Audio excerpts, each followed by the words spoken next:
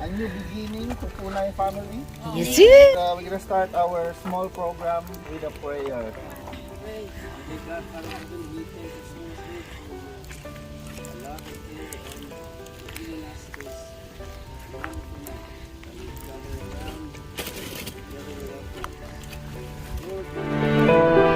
Tell you a short story.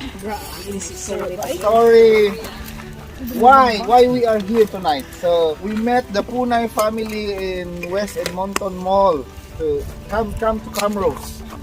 That time we don't have idea about Camrose.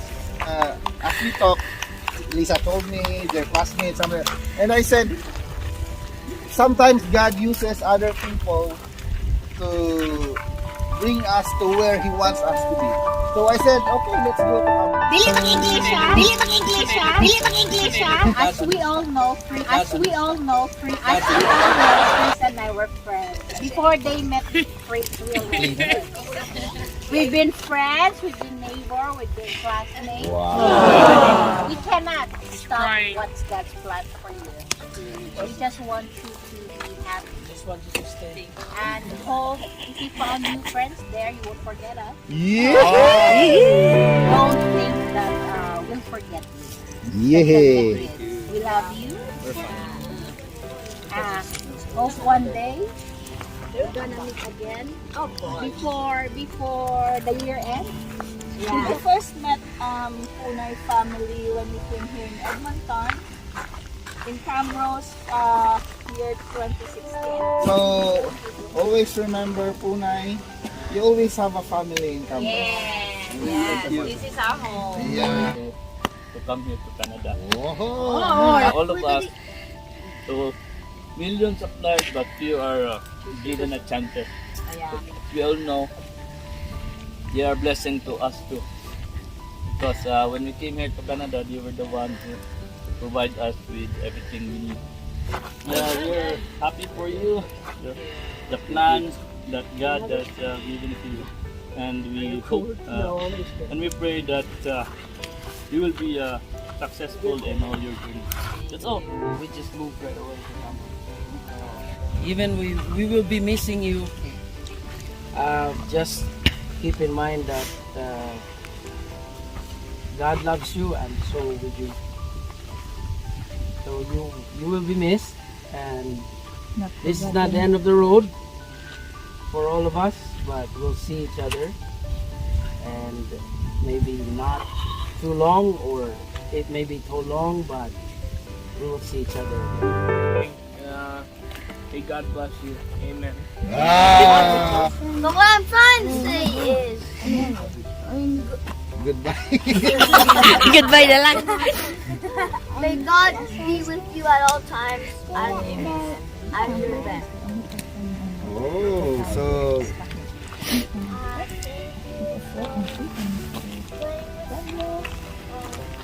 Me, Kendrick, and Baby eating a lot and making everything else fun. And thank you for having great memories before. Yeah. That's it.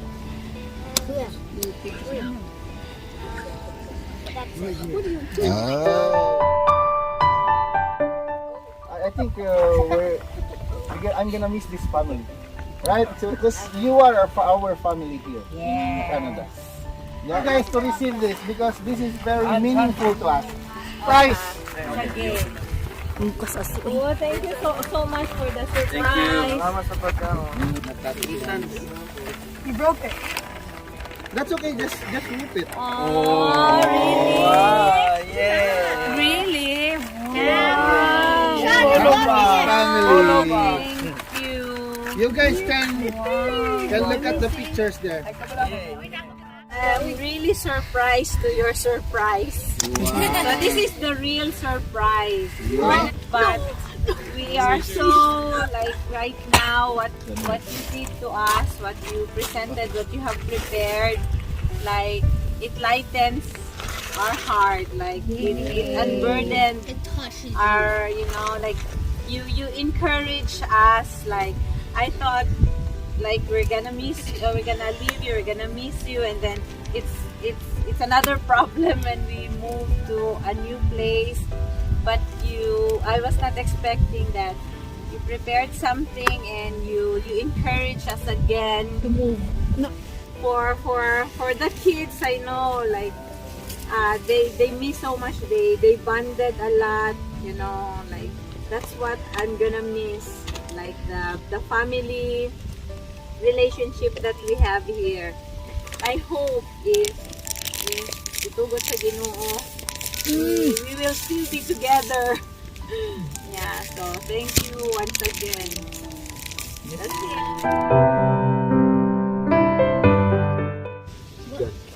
I don't like attachment, to be honest.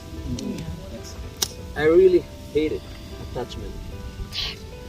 But, you know, the moment when we meet you guys, it's very different. I try not to be emotion here right now, but you guys are one. Yeah. My wife really knows. She really knows me. I really be friends for everyone. I can be friend for everyone, for everybody. But you guys, it's different. It's very rare. It's really hard. You guys, like, you really open arms to us. Yeah, and then thank you. sometimes, you know, like, this guy's there, always laugh, like always joke, something like joke. Always And then on the go. my wife she's very like, you know, always like wants to be home all the time. Me, I want to be out all the time, but I need to adjust because I have kids already. I have a wife, so I need to, you know, to adjust as well. And then later on, when you guys came, like, of course, this beautiful family, Sen, Giselle, they arrived later on. The Camrose family. Yeah. Lisa, I can't really forget, like, you know, those days, like, you know, as you always go, like, when we were in Mountain Bus. I remember. The friendship that Lisa's gonna shows to us, and Daniel, really good guys. Like, we're really good friends to us. And of course, Bobong, our leader. The leader of the band. Leader of the band. Tintin. And the leader You guys, of like, the band. really, you know, always like there, you know, that of course in our church, Yeah. so active. And Giselle, Boyet, yeah, of course, Lisa, Sen. Oh, I really salute with you guys. Like, those friendship, you really like bind us. Even, you know, from our church, outside, you guys are really good, and we're so happy.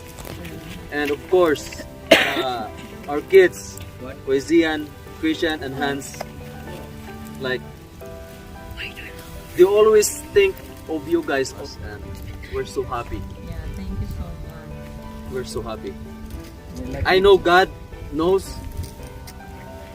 that you guys are our family. So thank you so much for the friendship. Thank you so much for being there for us, for the inspiration, for, you know, like, for accepting us. And this moment, okay, this is not just like, you know, the moment that we will be together. I know this goodbyes, this, you know, like, separation. Yeah, this is just temporary. Okay, so thank you guys. It's so sad, but what my wife said, like, that videos, these memories, this one, it's really melt my heart. Don't drop it, don't drop it. Thank you. Don't drop the soap. Thank you. Before we got the news, I thought we could do some more hanging out and stuff like that, make more good memories, but no, it looks like we don't get to. And it's really sad because I think it is. I don't know, like, in the US, you know, you won't know anyone else, and then, like, every weekend, we won't have anyone to go with anymore. It's just gonna be my family. Come back here every weekend. But I know we get to contact you guys once in a while, but you guys won't be there. It won't be like the full, like, it won't be the full experience, like what's happening right here, right now, you know? Yeah, it will be different. It will be very different. So, that's what I think about this. And we're really gonna miss you guys because we did have some fun together, but it's like we're gonna have to. This is where we have to separate ways. So, I have nothing else to say. That's a good one. That's a good one. I want to say is when I leave, I'll miss you guys all. I'm bending up. I will miss you guys all when I go to the US. Why did you cry kanina? Yeah. I don't want to move. That's why.